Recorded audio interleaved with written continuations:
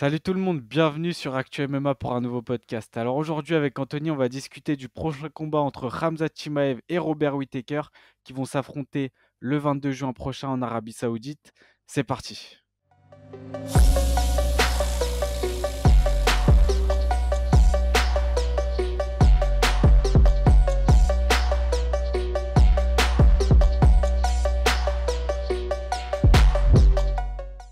Alors tout d'abord les gars, j'aimerais remercier notre partenaire Unibet qui nous accompagne sur ce podcast. Comme d'habitude, si vous voulez parier, ça se passe en barre de description. Vous avez jusqu'à 100 euros de bonus offert sur votre premier pari avec le code ActuMMA. Et je vous rappelle que les paris sportifs sont interdits aux mineurs et qu'il faut jouer avec modération.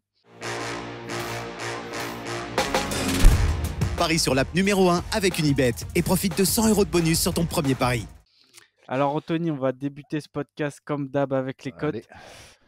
Je vais te prendre à contre-pied déjà. Toi, tu penses que qui est favori entre Whittaker et Chimaev? Pour moi, ça devrait être Robert Whittaker qui est favori.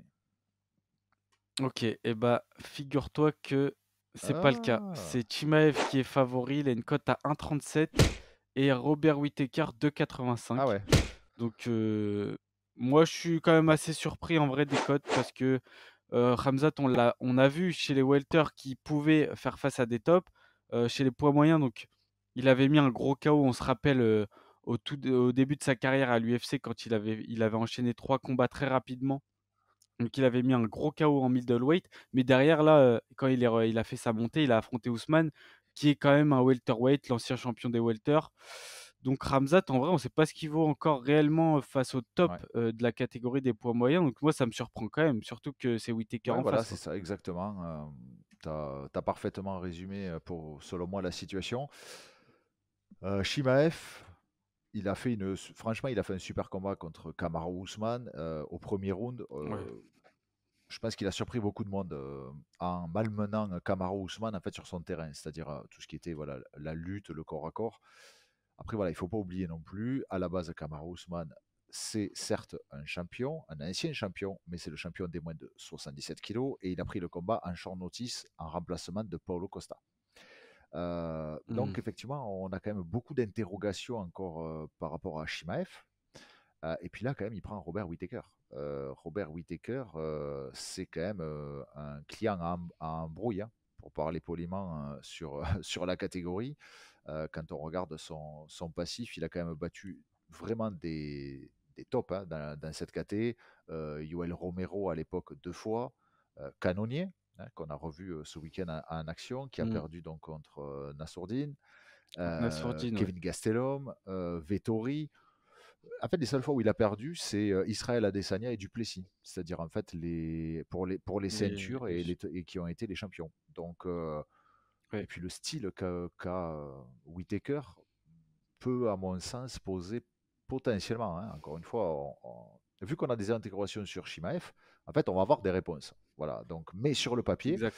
je pense que Whittaker peut sérieusement embêter Shimaev sur ce combat. Donc, les cotes, bon, allez, à la rigueur, pourquoi pas, mais j'aurais vu des cotes beaucoup plus serrées encore, tu vois. Même si c'était Ouais. pas. Voilà, Ouais, tu ouais, vois. moi aussi. Voilà.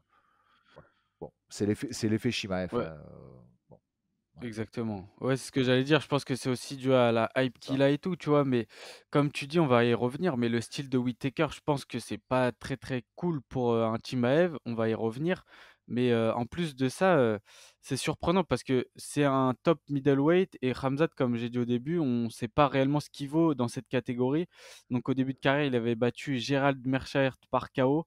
Mais derrière, on l'a vu que chez les welters et donc face à un Ousmane en short notice. Ousmane, on le rappelle, qui est un welterweight, même si c'est pas non plus un petit Oui, oui. welterweight, mais c'est pas un middleweight.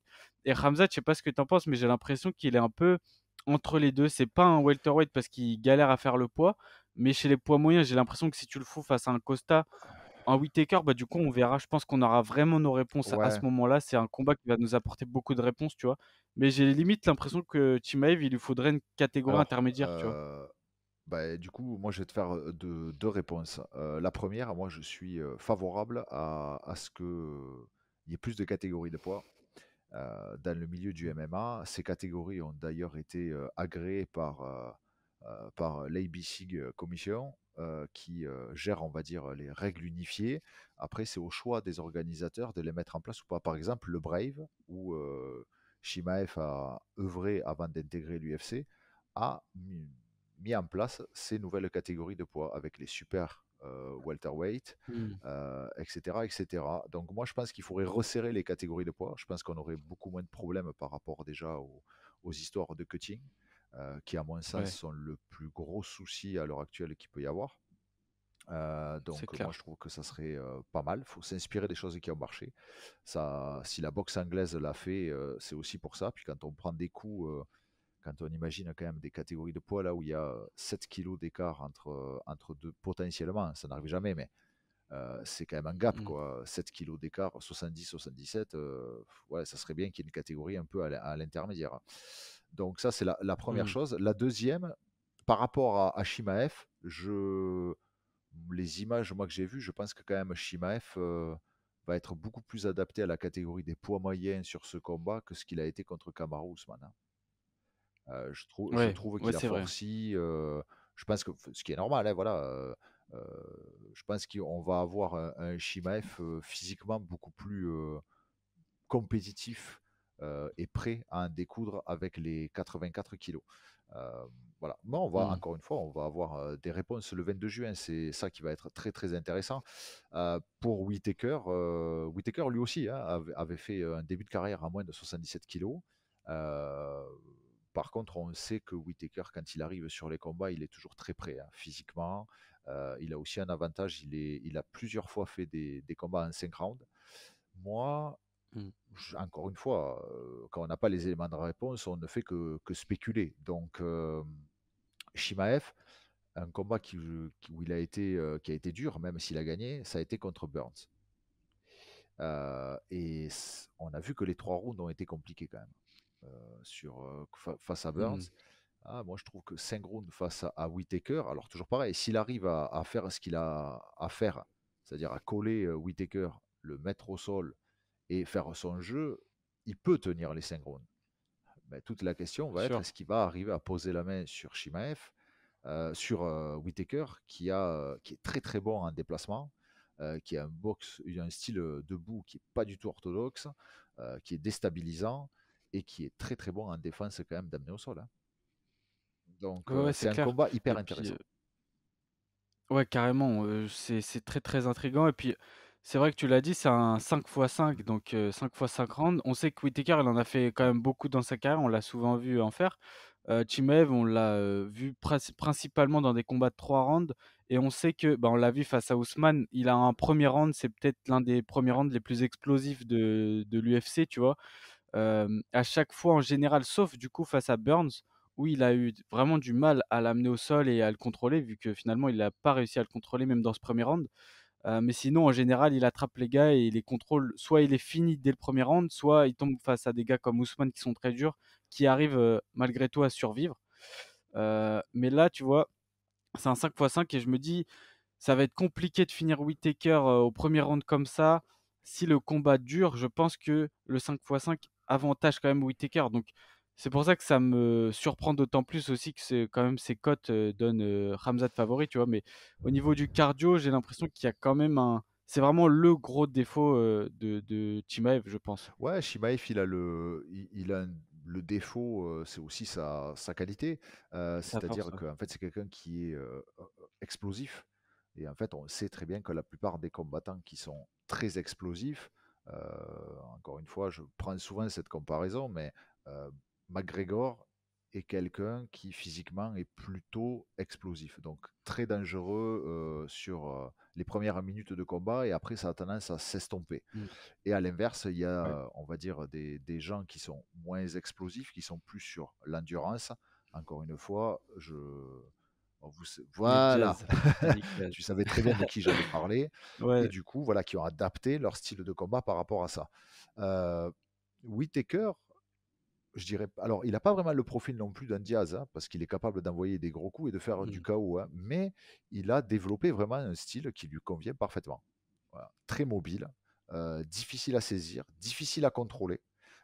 Il est bon, voire même très bon, en fait, dans tous les compartiments du combat. Donc c'est un sacré Mmh. test pour Chimaev, hein. Alors après, voilà, ça passe. Exactement, ouais. Bon, j'imagine qu'on va en reparler un peu après, hein, mais vu la situation actuelle pour moi, hein, de la catégorie des middleweight, si Chimaev passe, derrière, il y a un gros coup à jouer.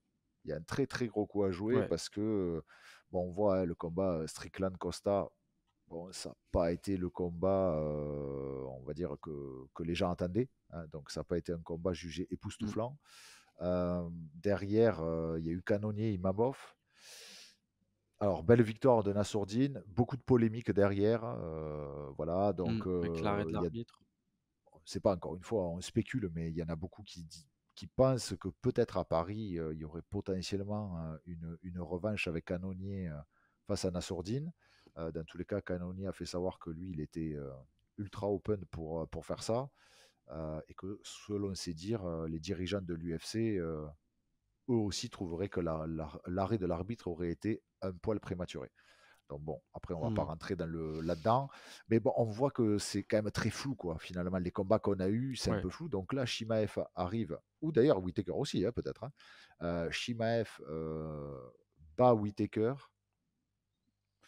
Je pense que Shimaev, du coup, se retrouverait avec, on va dire, dans l'épisode récent, en 84 kilos, une victoire sur l'ancien champion des 77, donc Kamaru Usman, plus une victoire contre Whittaker, qui a été 3 fois challenger.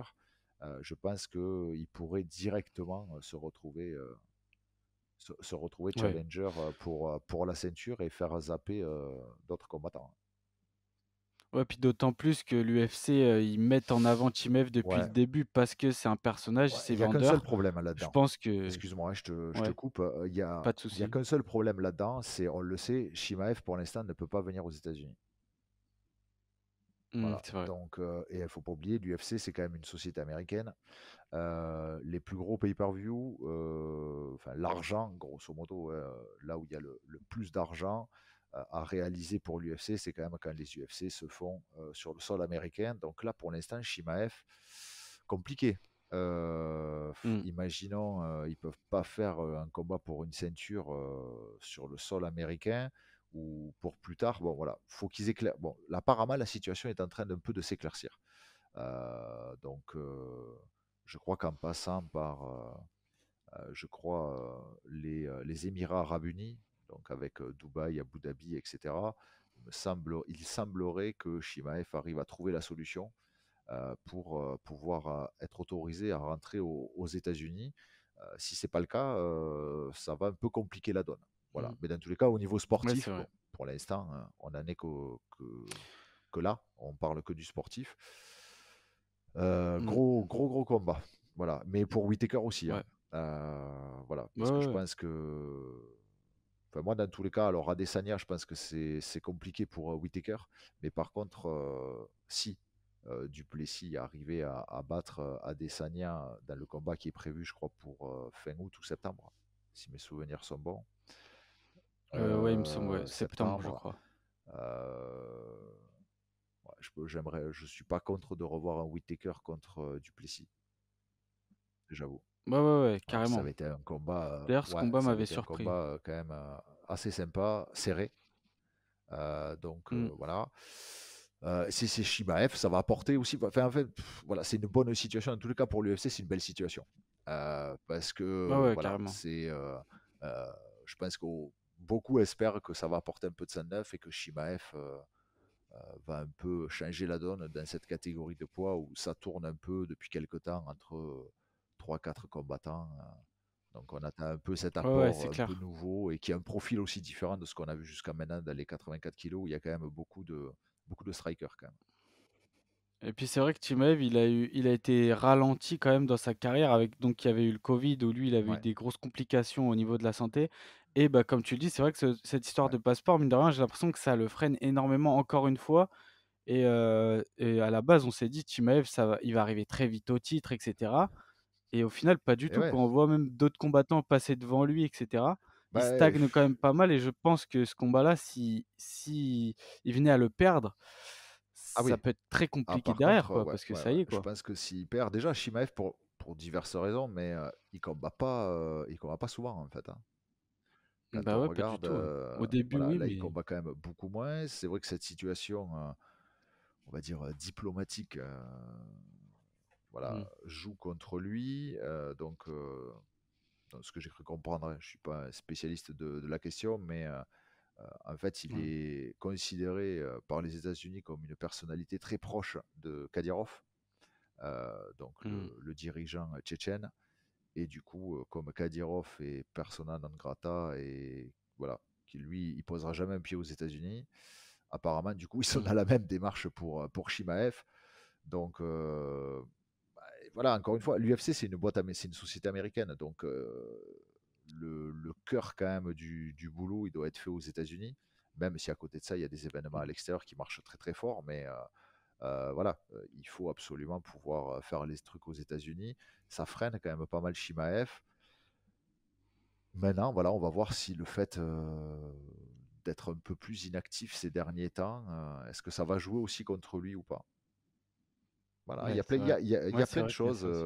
voilà. Mais il y a un gros coup à jouer. Je pense qu'au niveau des deux combattants, avec ce qui s'est passé les 3 dernières semaines là, avec les deux combats Mmh. qu'on a dit avant, Strickland Costa et Cannonier Imavov, je pense que là, les deux, ils savent qu'ils ont un gros coup à jouer en cas de victoire, clairement. Ouais, totalement, ouais.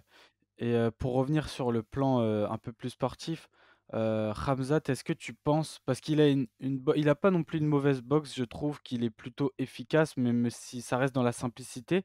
On sait qu'il a un gros knockout power, il peut faire tomber des gars, mais est-ce que tu penses qu'il peut inquiéter un Whittaker, debout qui est quand même très, j'ai l'impression qu'il est très appliqué debout, surtout défensivement, tu vois? Moi, je pense que, enfin, de toute façon, tu connais mon point de vue. Oui, Dans un oui, combat, c'est tout peut vrai, arriver. tout peut se Un lutteur passer, peut mettre KO un striker peut arriver à c'est soumettre vrai. un grappleur. C'est du MMA. Regarde d'un côté Duplessis. Duplessis aussi, il a mis une sérieuse alerte à Whittaker au Ouais. premier round, hein. Mmh. Alors, il a super. Par contre, je trouve que Whittaker a super bien géré justement l'après, euh, l'après down, on va dire qu'il a subi. Euh, Chimaev, s'il touche, il peut aussi arriver Mmh. à le coucher. Enfin voilà, en fait, tout peut arriver. Sur le papier, moi je pense que Whittaker, il a une gestion de distance, des déplacements qui font que, ouais, franchement, il est pénible. Voilà, et que le style de Shimaev, je pense sur le papier, ça va être assez difficile de s'adapter en fait au rythme de Whittaker. C'est là en fait où peut être sa force. Mmh. Après, Shimaev, s'il arrive à lui poser la main dessus et le mettre par terre, bon après, en même temps je dis ça, mais Whittaker, le contrôler au Ouais. sol, Ouais, c'est ça, c'est pour ça ouais, que ouais, c'est ouais, non mais intriguant, franchement quoi. c'est un gros combat et c'est un vraiment un gros test pour moi pour Shimaev. Ouais. C'est Ouais, je pense plus que que là, on aura, certains autres vraiment combats des grosses qui étaient réponses. prévus sur la carte, hein. Pour moi, c'est beaucoup Mmh. plus intriguant et beaucoup plus intéressant ce combat-là qu'un combat contre Paulo Costa, par exemple, hein, qui était Ah ouais, prévu ouais. Shimaev Paulo Oui, Costa. oui, oui. Bah, c'est vrai que ce combat-là aussi m'intriguait beaucoup, mais là, on sait que Whittaker, comme tu le dis, c'est très, très, Ouais. très complet. Il est bon partout, très compliqué à contrôler. Tu vois, là, même quand j'y pense, j'ai du mal à l'imaginer se faire contrôler. Je me rappelle pas comme ça, du tac au Mm. tac, d'un combat où il a été contrôlé en lutte. Donc j'ai hâte de voir ça et j'ai surtout hâte de voir si Timaev le finit pas au premier round, C'est qu'est-ce ça. que ça va donner par la suite, tu vois? Est-ce qu'il va réussir à tenir? Est-ce qu'il va tenir les 5 rounds? Donc beaucoup de réponses et en plus du coup, comme tu le dis, ça annonce, enfin, on aura des Ouais. réponses pour la suite de la catégorie aussi, le prochain title shot, donc c'est hyper, Ouais. hyper intriguant. Bon, on va passer à la partie U. pronostic. Est-ce que tu veux que je te donne Ouais, le mien en vas-y. premier? Ouais? Vas-y, je me mouille. Alors, moi je pense que Khamzat, ça va être trop compliqué pour lui. En vrai, je vois Whittaker remporter la victoire par décision, unanime au terme des 5 rounds. Je pense que, s'il le finalise pas dans le premier ou deuxième round, je vois pas vraiment, Khamzat le finaliser. Déjà que j'ai du mal à voir Khamzat finaliser Ouais. Whittaker, tu vois? Donc je mettrais quand même, Whittaker, mais c'est comme on le dit, c'est Ah oui, oui. c'est très, très intriguant et en vrai, c'est beaucoup de d'incertitude. Mais voilà, je mettrais quand Ouais. même Whittaker. Ben, écoute, moi, ma première impression était celle-là. De toute façon, je pense que bon, on l'a bien senti dans le discours qu'on a eu pendant ce Oui. podcast. Je vais mettre plutôt ma pièce sur Whittaker pour toutes les raisons qu'on a dit. Après, voilà, tout peut arriver. Shimaev, pour moi, voilà, si Shimaev s'impose, ça sera plutôt avant la limite. Je le Ouais, vois moi comme aussi. Ouais. ça. Après, encore une fois, tout peut arriver, ils peuvent tous nous surprendre et il peut se passer l'inverse de tout ce qu'on vient de dire pendant 20 minutes. Ah, Mais voilà. Mais c'est en clair. soi, je vois plutôt si Shimaev arrive à s'imposer avant la limite. Mais je pense que ça va être très compliqué quand même de finir Whittaker, qui encore une fois est très très expérimenté, a beaucoup de bagages. Il est très très bon en fait dans tous les compartiments du combat. Donc je mettrais plutôt voilà, Whittaker sur la longueur que lui on connaît, on sait ce qu'il fait, il est capable de faire un 5 rounds. Il a fait plusieurs fois Mm. et c'est aussi le point d'interrogation qu'on a par rapport à Shimaev. Voilà, maintenant il me tarde juste le 22 juin pour avoir le résultat de ce combat et savoir surtout dans les jours qui vont suivre cet événement qu'est-ce qui va se passer pour le vainqueur. Mm. Exactement, ouais, exactement. Bon bah voilà les gars, c'est tout pour notre analyse de ce combat entre Robert Whittaker et Khamzat Chimaev. N'hésitez pas à nous dire en commentaire si vous avez apprécié ce contenu. N'hésitez pas à liker, partager, activer la cloche comme d'habitude, ça nous donne de la force pour la suite. C'était Anthony et Lorenzo. Nous on se dit à la prochaine sur Actu MMA. Ciao.